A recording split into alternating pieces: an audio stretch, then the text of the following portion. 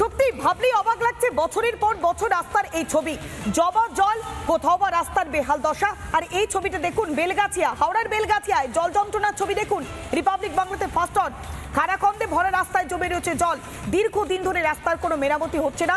দেখুন রীতিমতো ধীর গতিতে বাস চলাচল করছে, আর এই বেহাল রাস্তাতেই চলছে গাড়ি।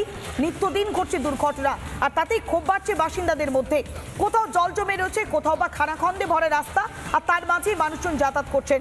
বৃষ্টি তো বন্ধ হয়ে গিয়েছে, কিন্তু এই যন্ত্রণার বন্ধকে আদৌ কোনোদিন হবে, এই প্রশ্নটাই তো বারবার উঠে আসছে। আমরা সরাসরি যাই, আমাদের প্রতিনিধি প্রসেনজিৎ রয়েছে আমাদের সঙ্গে। প্রসেনজিৎ, কিছুক্ষণ আগেও ছবিটা দেখাচ্ছিলাম, রাস্তার একেবারে বেহাল দশা, আর বেলগাছিয়ার ছবি, এখনো জল জমে রয়েছে, মানুষজন তার মধ্যেই যাতায়াত করছে, গাড়ি ঘোড়া চলছে। আদৌ কি এই পরিস্থিতির কোনো পরিত্রাণ মিলবে? কারণ বৃষ্টি তো কমে গিয়েছে, জল তো কমছে না। একেবারে তোমাকে আমি বলবো যে আমি রয়েছে হাওড়ার বেলগাছিয়া, এবং এই বেলগাছিয়া যেন জনস্রোতে পরিণত হয়েছে, যেহেতু রাস্তায় এখনো পর্যন্ত কোনো রকম ভাবে রাস্তার কাজ হয়নি, এবং যেই সংস্কার না হওয়ার ফলে এই রাস্তায় বড় বড় ইট এবং গর্তের মধ্যে পড়ে যাচ্ছে যে কোনো গাড়ি, যান্ত্রিক ত্রুটি ঘটছে। আমি আমার ক্যামেরা পার্সনকে দেখাতে বলবো, যেভাবে গাড়িগুলো যাচ্ছে, যে কোনো ধিমি গতিতে গিয়ে তাদের গাড়ি বিকলাঙ্গ হয়ে যাচ্ছে বা গাড়ির যন্ত্রাংশ খারাপ হয়ে যাচ্ছে এবং চরম দুর্ভোগে পড়ছে। আমি একটু দাদার সঙ্গে কথা বলবো। দাদা, এই যে রাস্তা দিয়ে যাচ্ছেন, রাস্তা কি চলার উপযোগী? একদম না, একদম ফালতু রাস্তা হয়ে গেছে। খালি ভোটের টাইমে সব ভোট নিতে আসবে, রাস্তা পুরো গাঁ মারা যায়, কোনো মতলব নেই।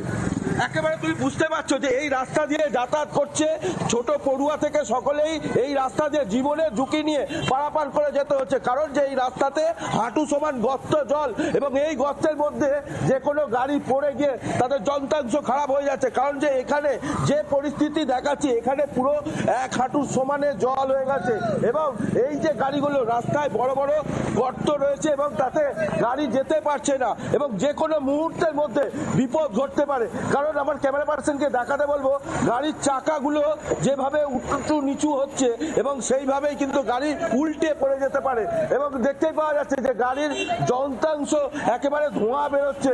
যে কোনো মুহূর্তে গাড়িগুলো যেভাবে আসছে, যে কোনো মুহূর্তে দুর্ঘটনা ঘটতে পারে। একদম মানে সেই যে ছবি, যে গাড়ির রাস্তায় যাওয়ার মতন উপযোগী নেই, সাধারণ পথ চলতি মানুষ তারা কিভাবে যাবে। আমি একটু কথা বলার চেষ্টা করবো। এই যে কাকু আসছেন, এই রাস্তা কি যাওয়ার উপযোগী? একদম নয়, রাস্তার অবস্থা খুবই খারাপ। যদি মানে প্রশাসন না দেখে, তাহলে এই অবস্থা দীর্ঘদিন চলতে থাকলে এর অবস্থা খুবই শোচনীয় পর্যায়ে যাবে, মানুষের জীবন নিয়ে টানাটানি হয়ে যাবে। যে কোনো মুহূর্তে শুনতেই পাচ্ছ যে জীবন নিয়ে টানাটানি হয়ে যেতে পারে, কারণ এই রাস্তা ধরে কোনো প্রকারে যাতায়াত করতে পারে না। কারণ আমি যেটা দেখাচ্ছি, যে এই যে রাস্তার মধ্যে এরকম পাথর, গোটা গোটা পাথর পড়ে রয়েছে, এই যে পাথর, এই পাথরগুলো পড়ে রয়েছে, যে কোনো গাড়ি উল্টে যেতে পারে যে কোনো মুহূর্তের মধ্যে। কারণ আমি যে পা দিয়ে যাচ্ছি এবং প্রতিনিয়ত দুর্ঘটনা ঘটছে। যেভাবে আমার ক্যামেরা পার্সনকে দেখাতে বলবো যে রাস্তা দিয়ে একেবারে চলার উপযোগী না, যে কোনো মুহূর্তে বিপদ ঘটতে পারে, এবং গাড়িগুলো যেভাবে আসছে তাদের বোল্লেটের ওপরে জল উঠে গেছে, এবং সেই রাস্তা একেবারে রাস্তা নাকি কোনো জলাশয়। বৃষ্টি বন্ধ হয়ে গিয়েছে, তবে জল যন্ত্রণা কবে বন্ধ হবে, কবে শেষ হবে, সেই প্রশ্নের উত্তর সত্যি অধরা। অনেক ধন্যবাদ। সরাসরি ছিলেন আমাদের প্রতিনিধি প্রসেনজিৎ। নানা ধরনের কন্টেন্ট দেখার জন্য লাইক করুন, শেয়ার করুন আমাদের ফেসবুক পেজ, সাবস্ক্রাইব করুন আমাদের ইউটিউব চ্যানেল।